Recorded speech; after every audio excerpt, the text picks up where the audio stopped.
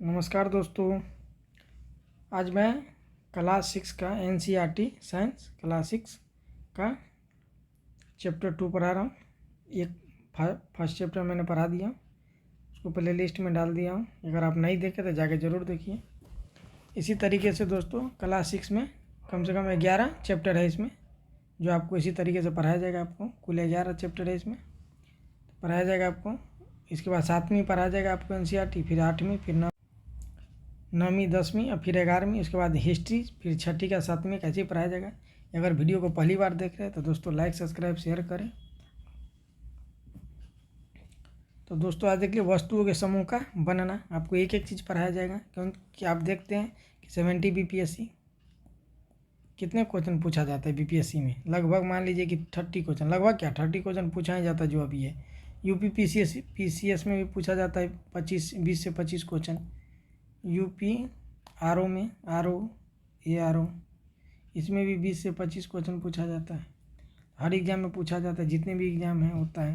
तो साइंस तो एकदम इम्पोर्टेंट है। आप लोगों को बार बार साइंस परेशान करता है कि क्वेश्चन नहीं बना, इसलिए एक बार NCERT पढ़िए। अभी 1-2 चैप्टर शुरू का उतना आपको अच्छा नहीं लगे, लेकिन आप देख लीजिएगा, क्योंकि उतना कुछ खास बातें नहीं दिया रहता है इसमें शुरू के कुछ चैप्टरों में। इसलिए हमारे चारों ओर की वस्तुएं तो देख लीजिए, आप लोग देख लिए होंगे इसको। हमने देखा कि हमारे भोजन तथा वस्त्रों में बहुत अधिक विविधता है। हाँ जी दोस्तों, और हर स्थान पर इसी प्रकार की विविधता वाली अनेक वस्तुएं होती है। हम अपने चारों ओर जैसे कुर्सियाँ, बैलगाड़ी, साइकिलें, खाना पकाने की बर्तन, पुस्तकें, वस्त्र, खिलौने, जल, पत्थर और अन्य वस्तु की बहुत सी वस्तुएं देखते हैं। इन सभी वस्तुओं की आकृतियाँ, रंग, वर्ण तथा गुण भिन्न भिन्न होते हैं। अपने चारों ओर देखिए और गोल आकृति की वस्तुएं पहचानी। हमारी सूची में विभिन्न प्रकार की जैसे गेंद, रबर, फुटबॉल, कांचे सम्मिलित हो सकते हैं। यदि हम अपनी सूची में लगभग गोल वस्तुओं को भी सम्मिलित कर ले तो इसमें सेब, संतरे और घड़े जैसी वस्तुएं भी रख सकते हैं।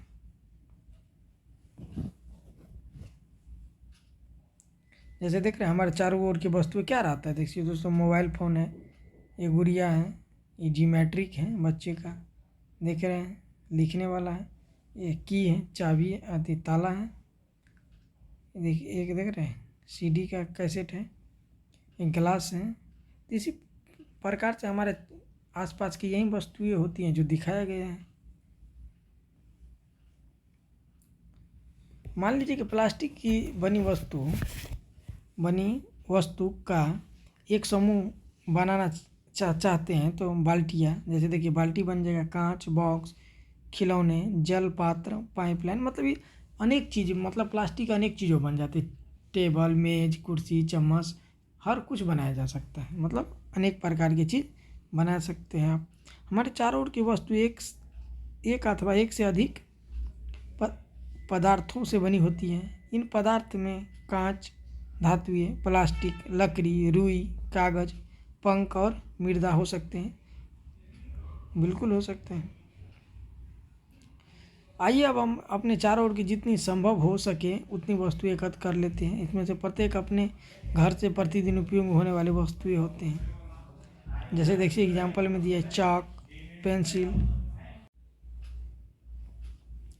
पेंसिल, नोटबुक, रबर, डस्टर, मतलब अनेक प्रकार की चीज़, माचिस, डिब्बी, तलिया, आलू, मतलब अनेक प्रकार की चीज़, सर्किट, ट्रैक्टर, कक्षा दिखाया गया, जो आप यहाँ फिगर में देख सकते हैं। देख लीजिए, इन संग्रह से इन वस्तुओं को पृथक कीजिए और जो कागज़, लकड़ी से बनी है उसको आप सभी वस्तुओं को 2 समूह में बांट सकते हैं। इनमें से एक समूह सभी वस्तुएं कागज़ या लकड़ी से बनी होती हैं। देख लीजिए, इसमें वही बात कहा गया है कि लगना कठिन प्रतीत हो सकता है। ऐसे प्रकरणों को पदार्थ की पहचान के लिए भी जैसे मित्रों, शिक्षक और अभिभावकों से परामर्श लीजिए। जैसे देख लीजिए वस्तुएं तथा पदार्थ जिनसे बनी होती हैं, तो देखिए प्लेट, थाली, इस्पात, कांच, प्लास्टिक अन्य से बनी होती है। पेन प्लास्टिक, धातु से बनी होती है। इसी प्रकार से आप देख लीजिए बूझो क्या कह रही है, देख रहे हैं। बूझो यह जानना चाहता है कि क्या हमने यह पता लगाया है कि कुछ पदार्थों का उपयोग एक से अधिक प्रकार की वस्तुओं को बनाने में उपयोग किया जाता है। हाँ जी, बिल्कुल किया जा सकता है। देखिए, अब प्रयास करके अपनी और दैनिक उपयोग के लिए आप देख सकते हैं। जैसे देखिए जो लिखा हुआ वही है, समान पदार्थ से बनी विभिन्न प्रकार की वस्तुएं। जैसे देखिए लकड़ी से कुर्सी बनाया जा सकता है, मेज बनाया जा सकता है, हल, बैलगाड़ी और अन्य पहिए। दोस्तों आज हल बैलगाड़ी तो धीरे धीरे विलुप्त होती जा रही है, लेकिन आप पहले जो आप देखिएगा, अभी भी गांव में जाइएगा तो हल मिल जाएगा आपको देखने को। सब लकड़ी का बना होता था, उसमें आगे से लोहा की एक वो चढ़ा दी जाती है, जिससे हल जोता जाता था पहले। कागज़ से देख लीजिए, पुस्तकें, नोटबुक, समाचार पत्र, खिलौने, कैलेंडर, विभिन्न प्रकार की चीज़ें बनाया जाता है। चमड़ा से आप देख सकते हैं क्या बोलते हैं, बेल्ट, हम बेल्ट मान सकते हैं। बैग भी तो बनता है। थैला, चमड़ा से अनेक चीज़ बनते हैं। प्लास्टिक से क्या बनते हैं, प्लास्टिक से बाल्टी,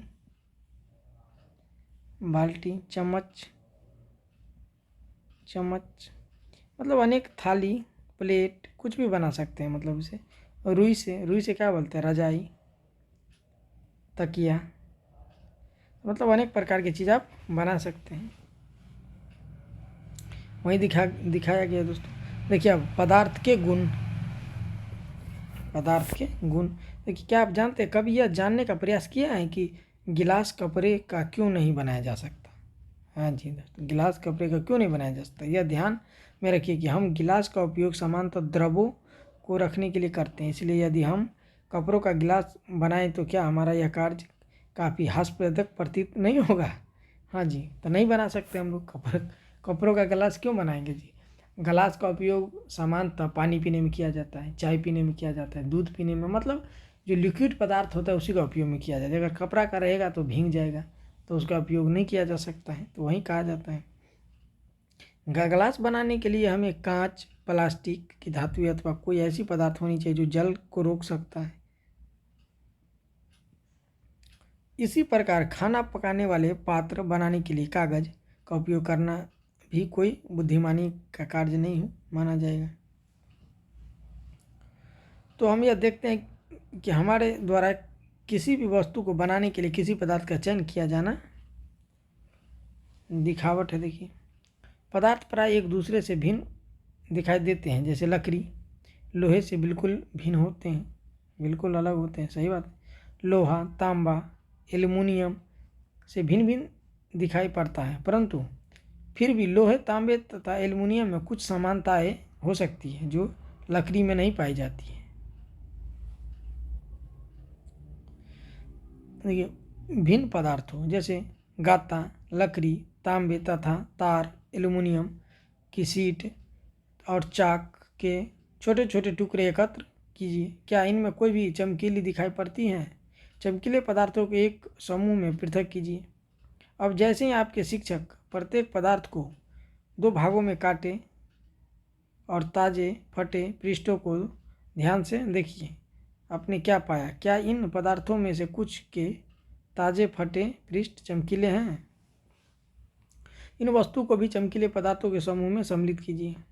क्या आप अन्य पदार्थों में इसी प्रकार की कोई चमक अथवा धुत्ती देखते हैं, जैसे कि संभव हो तो देख लीजिए। धातुओं को, टुकड़ों को उनकी धुत्ती देखने के लिए काटना, देख रहे हैं आप, ये दिखाया गया है। तो यही तो एनसीईआरटी की दोस्तों खूबी है कि आपको अच्छी तरीके से चित्र में दिखाया जाता है। देखिए, कपड़े के गिलास का उपयोग करते हुए देखिए कैसे पानी टपक रहा है, तो आप कपड़े का गिलास नहीं बना सकते। एकदम बेसिक तरीके से बताया जाता है दोस्तों। एनसीईआरटी का मतलब ही होता है बेसिक तरीके। तो उस पदार्थ के गुणों तथा उपयोग की जाने वाले वस्तु का उपयोग भी निर्भर कर सकता है।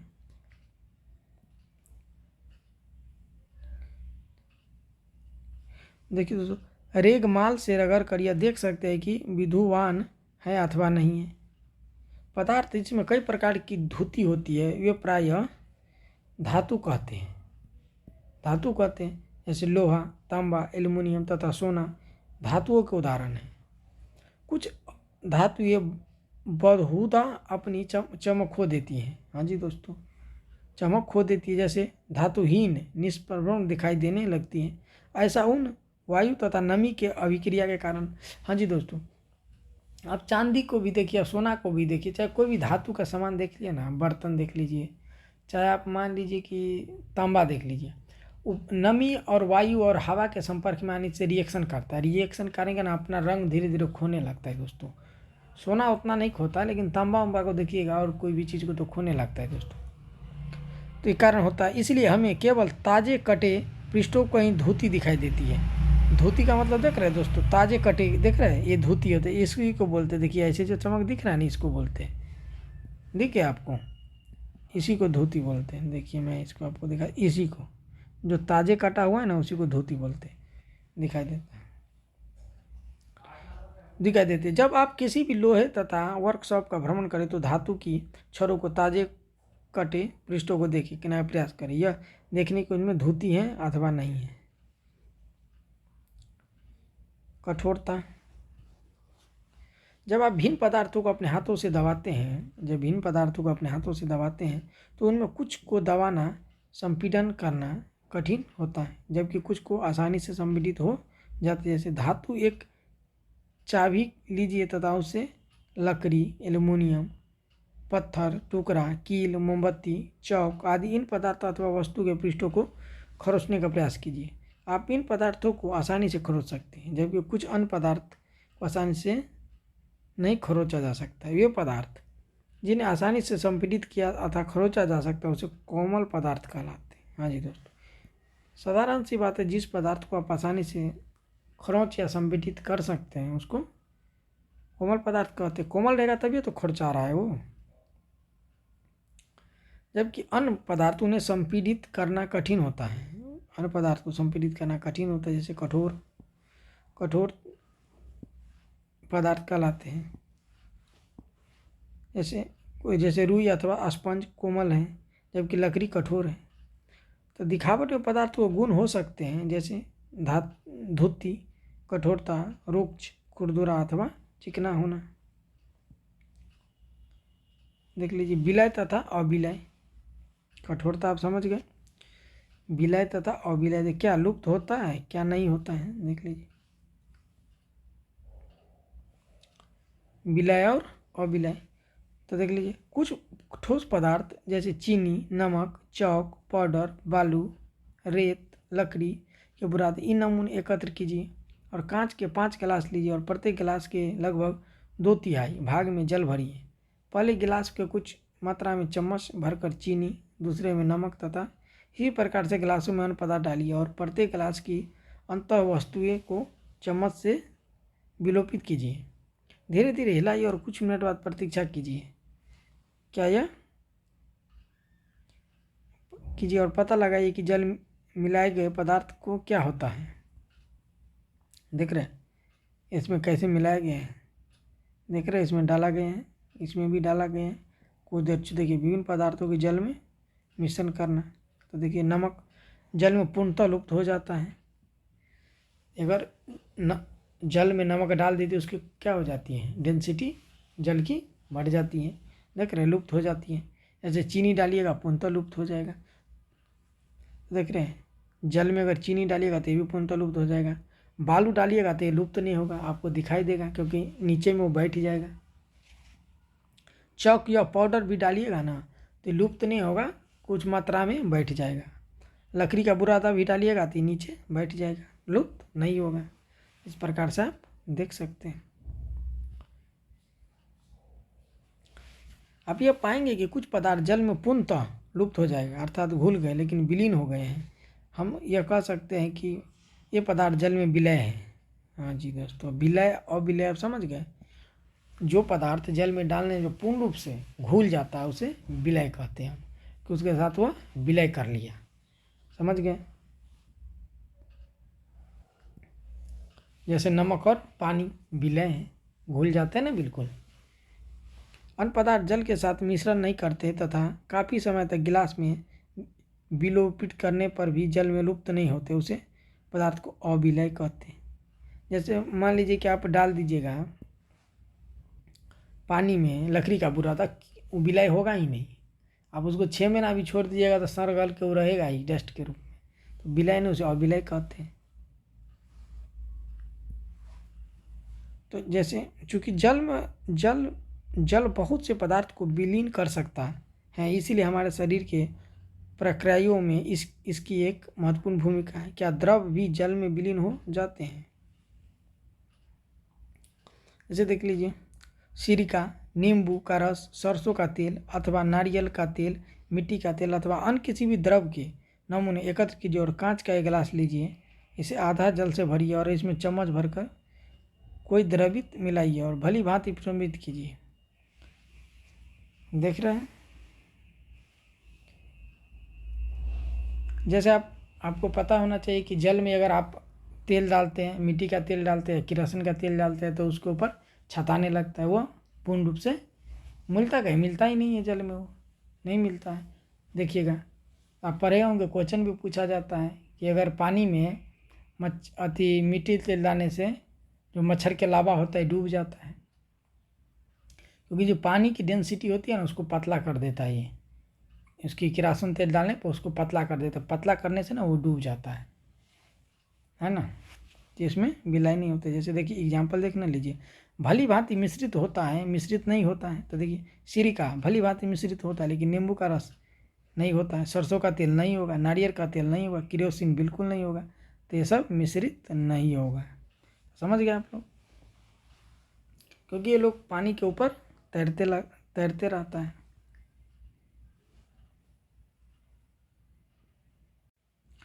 देखिए तो कुछ गैस जल में विलय हैं जबकि कुछ अन्य नहीं है।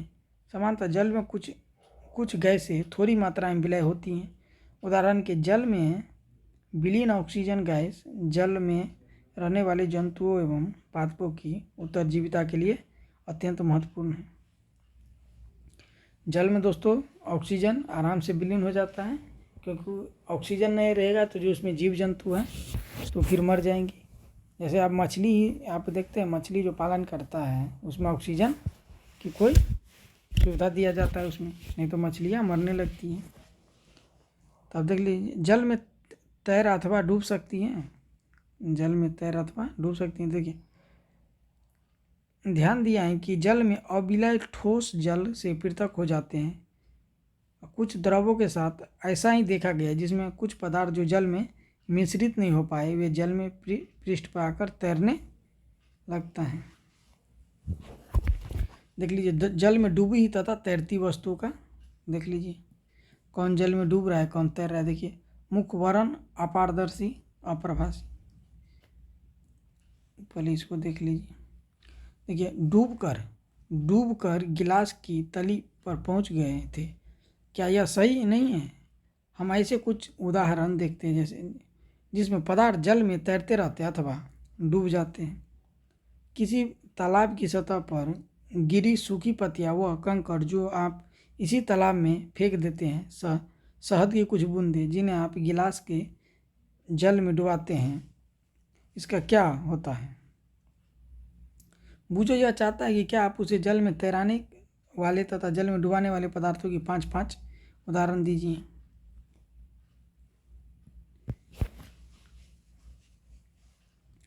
पारदर्शिता क्या होता है दोस्तों, अब इसको देख लीजिए। आपने लुका छुपी का खेल खेला होगा। उन स्थानों के बारे में विचार कीजिए जहां आप खेलते समय छिपना चाहें ताकि आप दूसरे को दिखाई न दे। आपने इन स्थानों को ही क्यों चुना? क्या आपने अपने कभी शीशे की खिड़की के पीछे छिपने का प्रयास किया? क्योंकि पारदर्शिता, अगर आपको छुपने का ऐसा प्रयास करेंगे जहाँ पारदर्शिता दिख रहा है हर पार, तो फिर आपको दिख जाएगा, तो छुपने का मतलब ही क्या रहेगा? तो वही इसमें कह रहा है कि आप शीशे के पास भी कभी छुप सकते हैं कि नहीं, क्योंकि वो दिख रहा है हर पार, तो उसे पारदर्शी कहते हैं। देखिए स्पष्ट रूप से नहीं, क्योंकि ऐसा करने का आपके शीशे से देखकर आपका पता लग जाएगा कि उन पदार्थों अथवा सामग्री को उनसे होकर वस्तुओं को देखा जा सकता है, उसे पारदर्शी कहते हैं। हाँ जी दोस्तों, अगर आप किसी शीशे में खड़े हैं, अगर उस अगला दिख रहा है उसे पारदर्शी कहते हैं, क्योंकि हर पार वो दिखना है। जैसे कांच, जल, वायु, कुछ प्लास्टिक पारदर्शी पदार्थों के उदाहरण हैं। दुकानदार बिस्कुट, मिठाई या अन्य पदार्थों को कांच अथवा प्लास्टिक के पारदर्शी पात्रों में रखना अधिक पसंद करते हैं, क्योंकि कस्टमर देख सकें। देख लीजिए, ताकि खरीदार इन चीज़ों को आसानी से देख सकें। इसे पारदर्शी में क्या ला सकते हैं, जैसे बिस्किट, जैसे देख रहे एक कांच की बोतल है, कुछ प्लास्टिक है, इसमें कैसे रखा हुआ है बिस्किट वगैरह। दुकानदार में रखी गई बोतलें, दुकान में रखी पारदर्शी बोतलें, देख लीजिए एग्जाम्पल।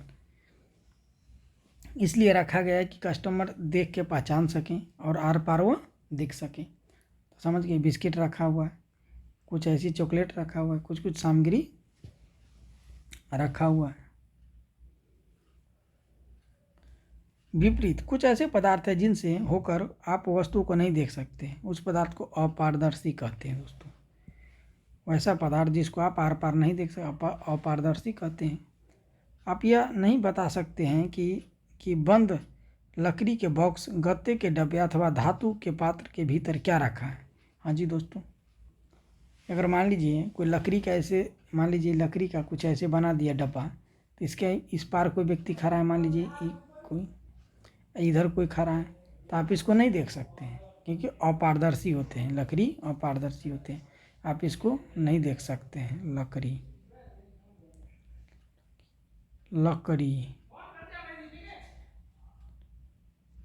लकड़ी तो इसको आप नहीं देख सकते। अपारदर्शी पदार्थ का उदाहरण है जैसे अब लकड़ी। क्या आप यह समझते हैं कि बिना किसी भ्रांति के सही पदार्थ एवं वस्तु के पारदर्शी अथवा अपारदर्शी की सम्मिलित कर सकते हैं।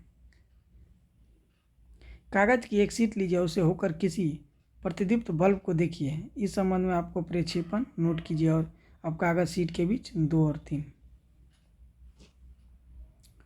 देख लीजिए दिया गया। क्या टॉर्च का प्रकाश आपकी हथेली से गुजरता है? देख लीजिए, गुजार दिया है, गुजर रहा है दोस्तों, गुजर रहा है कि नहीं गुजर रहा। तो देखिए, बंद खाने का तेल या मक्खन डालकर इसे फैलाइए। कागज को उस भाग से जहां तेल फैला है प्रतिदीप्त बल्ब को दोबारा ध्यान से देखिए। क्या आप अपने देखने थे, क्या आप यह पाते हैं कि अब बल्ब में पहले की अपेक्षा और अधिक स्पष्ट दिखाई देते हैं? परंतु क्या आप इन चिकने कागज से होकर प्रत्येक वस्तु को स्पष्टतः देख लेते हैं? कदाचित नहीं। ऐसे पदार्थ जिसे होकर वस्तुओं को देख पा सकते हैं परंतु बहुत स्पष्ट नहीं देख सकते, उसे पारभासी कहते हैं।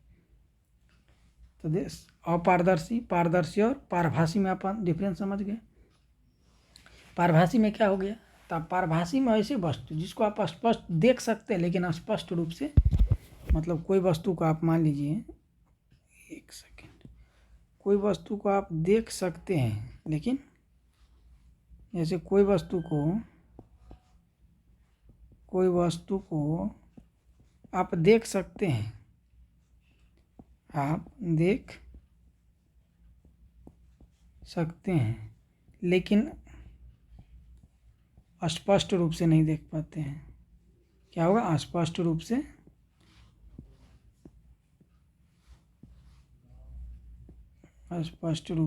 नहीं देख पाते हैं, उसे क्या कहते हैं? उसे पारभासी कहते हैं। समझ गए? पारदर्शी जिसे आर पार आप देख सकते हैं, अपारदर्शी जिसके आर पार नहीं आप देख सकते, पारभासी जिसके तो आप देख सकते लेकिन पूर्ण रूप से नहीं देख सकते वस्तु को, उसे पारभासी कहते हैं। आप समझ गए होंगे। जैसे कागज पर लगे हुए तेलीय धब्बे को यदि आप याद कीजिए, तो जिसका उपयोग हमने खाद्य पदार्थ को वसा के लिए परीक्षण करने में किया था, वह अभी पारभासी ही था, क्योंकि पारभासी में आर पार नहीं दिखेगा। समझ गए? क्या आप पारभासी पदार्थ के कुछ उदाहरण के सोच विचार कर सकते हैं? जैसे देख लीजिए, जैसे हम पदार्थों को अपारदर्शी, पारदर्शी तथा पारभासी के रूप में समूह में बांट सकते हैं। देख लीजिए आप, अपारदर्शी, पारदर्शी तथा पारभासी में आप बांट सकते हैं। पहले एक सेकंड, देख रहे हैं कैसे टॉर्च को दिखा रहा है। एक एक चीज़ को पहले किसी भी अंधेरे वाले स्थान पर टॉर्च के कांच को हथेली से ढकने का सुझाव देती है। टॉर्च का स्विच ऑन करके हथेली के दूसरी ओर का प्रक्षेपण कीजिए। वह यह जानना चाहती हैं कि क्या आपकी हथेली अपारदर्शी हैं पारदर्शी हैं अथवा परभासी हैं, क्या है? हमने यह सीख लिया है कि पदार्थों की अपनी भिन्न दिखावट होती है तथा उनके जल अथवा अन्य द्रव्यों में मिश्रित होने के ढंग भिन्न भिन्न होते हैं। वे जल में तैर अथवा डूब सकते अथवा पारदर्शी, अपारदर्शी और परभासी हो सकते हैं। पदार्थों का समूहन उनके गुणों में समानताओं अथवा विभिन्नताओं के आधार पर किया जा सकता है।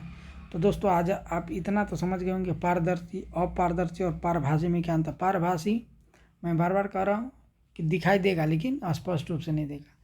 पारदर्शी मतलब पूरा दिखाई देगा, अपारदर्शी मतलब आर पार दिखाई नहीं देगा। देख लीजिए, हमें पदार्थों के समूह में रखने की आवश्यकता क्यों पड़ती है? दैनिक जीवन में हमें यह प्रायः पदार्थों का समूहन अपनी सुविधा के लिए करते हैं। जैसे घर में हम अपनी वस्तुओं को भंडारण समानता इस प्रकार से करते हैं। देख लीजिए आप इसको एग्जाम्पल। कठोर अपारदर्शी होता है।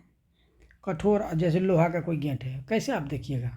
अपारदर्शी। लकड़ी का, स्टील का दिखेगा नहीं, अपारदर्शी हो जाएगा। अविलय, रुक्ष और खुरदुरा। धूमितीय चमकीला, विलय होगा। पदार्थ पारभासी होगा। धातु पारदर्शी होगा। दोस्तों एक क्वेश्चन है कुछ, तो आज के लिए इतना ही दोस्तों। अगर वीडियो आप लोगों को अच्छा लगता है तो लाइक, सब्सक्राइब और शेयर ज़रूर कीजिए दोस्तों। ज़्यादा से ज़्यादा आप लोग जुड़िए और इसी तरीके से आपको हर चैप्टर वाइज पढ़ाया जाएगा दोस्तों। तो आज दूसरा चैप्टर ख़त्म हो गया, कल तीसरा पढ़ाया जाएगा। 11 चैप्टर है छठी क्लास में, तो आपको 2-3 दिन में पढ़ा दिया जाएगा। उसी तरीके 7वीं, 8वीं, 9वीं, 10वीं फिर आपको हिस्ट्री चालू किया जाएगा, फिर आपको ज्योग्राफी पढ़ाया जाएगा।